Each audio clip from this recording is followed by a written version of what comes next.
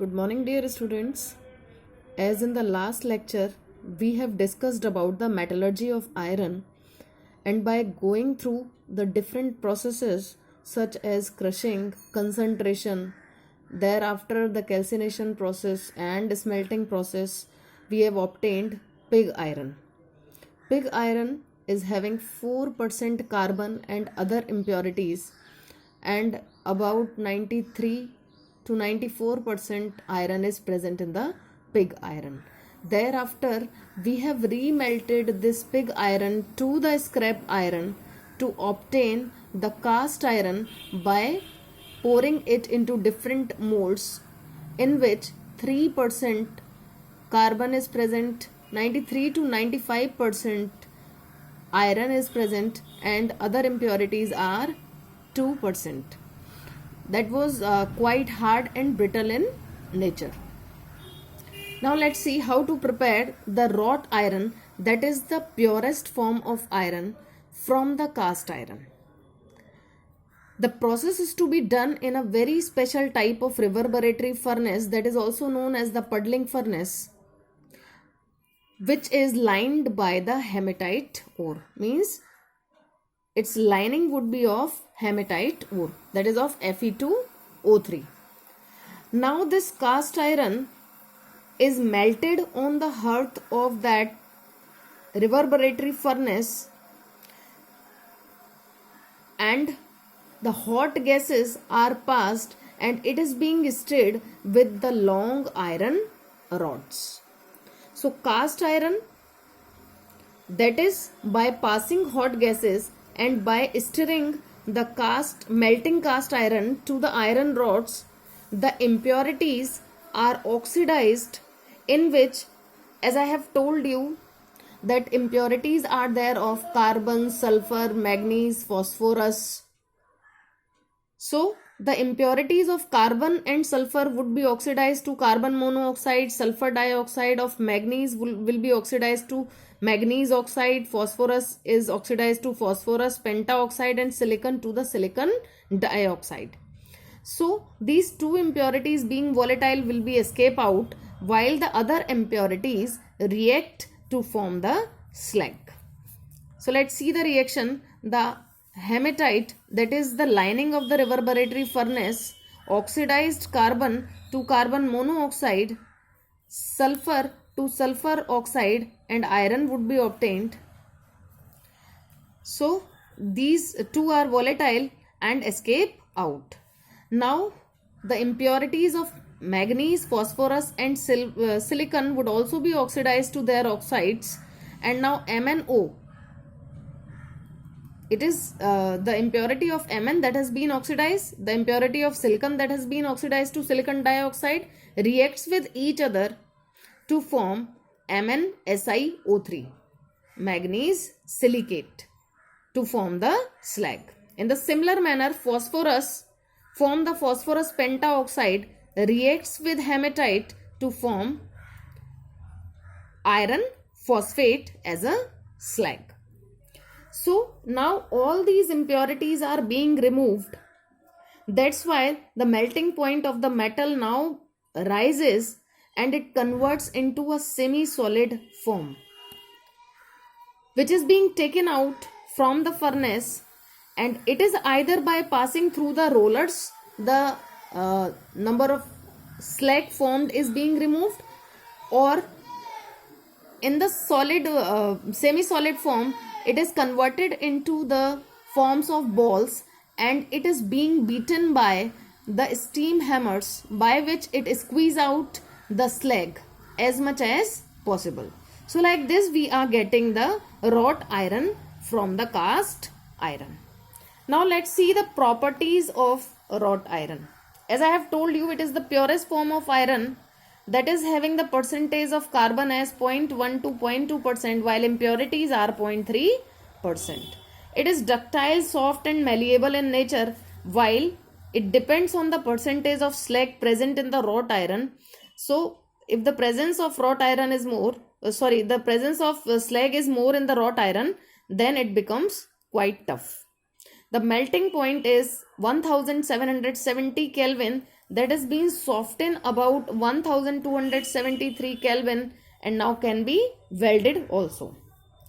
Due to the small amount of slag present, its nature is fibrous, or it is having the fibrous structure. So, having great tensile strength can withstand high stress. The next thing is, it is due to the presence of a small amount of slag, it is tough and resistance toward rusting and corrosion. It is being used to make chains, bolts, nails, hooks, different agricultural implements, different kind of magnets and wires, etc. So in the examination, you may be asked for the preparation of wrought iron from the cast iron, or you can be asked the question on the basis of their properties. You may be asked the difference between the wrought iron and the steel. So on these particular points, you can give the difference also. Now let's see how to prepare steel from the pig iron. As we have discussed that the pig iron is having 4% carbon, other impurities, and around 93 to 94% iron present into it. So there are number of methods by which steel can obtain from the pig iron, that is the Siemens open hearth metal electric furnace method, and number of methods are there, in which the most commonly used nowadays is basic oxygen process or BOP process.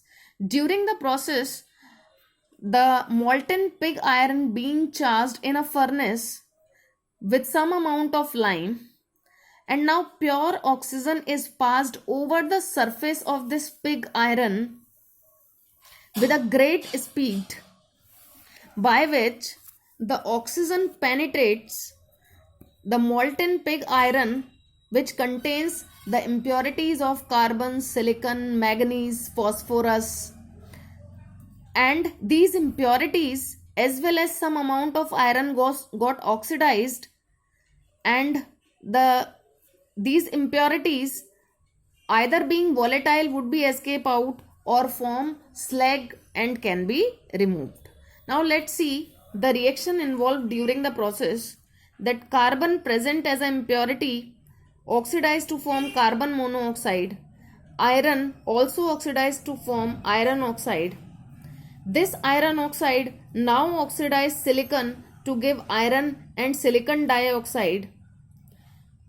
This iron oxide reacts with this silicon oxide. It is the acidic impurity and can be removed by basic flux. Now basic flux is formed during the process to form slag. Iron oxide reacts with silicon dioxide to form FeSiO3, iron silicate, as a slag. In the similar manner, the impurity of phosphorus being oxidized to form phosphorus pentaoxide, P4O10.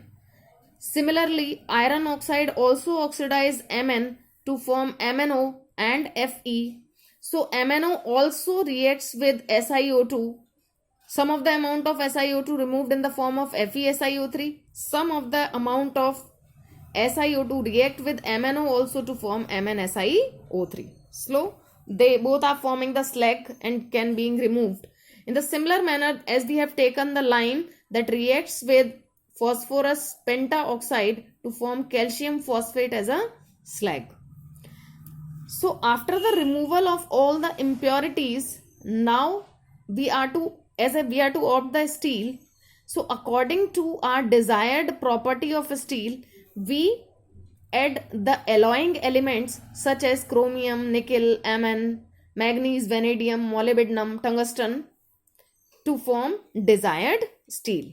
Now let's see the properties of steel. It is having 99.5 to 98% iron and 0.25 to 1.5% of carbon. The melting point on the basis of alloying elements used, it may be 1570 Kelvin to 1670 Kelvin. It depends on the percentage of these alloying elements also. It is medium hard. It is having medium hardness. It is malleable and brittle in nature. As the structure of wrought iron is fibrous, while of cast iron is crystalline, it is granular in nature. Now two more question arises that why the process is known as basic oxygen process. So as we have added the lime, that is a basic flux, that's why it is known as basic oxygen process. Why it is known as the oxygen process, basic oxygen, that you must be knowing now, because we have used the pure oxygen in the case, that's why it is being known as the basic oxygen process. Now the next question being arises, why we are using oxygen, pure oxygen rather than air. You may write pure oxygen. Why we are using pure oxygen rather than air? We can also use air in the case, because there are 2 points. It is very fast process, because we can produce 300 tons of steel in 40 minutes by the process. The next thing is, here we are getting the pure product, means we are getting the pure steel, because the surface of the steel is free from nitrites. We know that if we would have taken air, it must be contains higher amount of nitrogen, because in air 78% is of nitrogen, so there would be the nitrites forms in the case, that's why it is free from the nitrites. So like this we have completed the metallurgy of iron, and tomorrow we will discuss the extraction of copper. So please make notes by learning. First read it, first listen to me, then read the book, afterwards make notes and practice for it.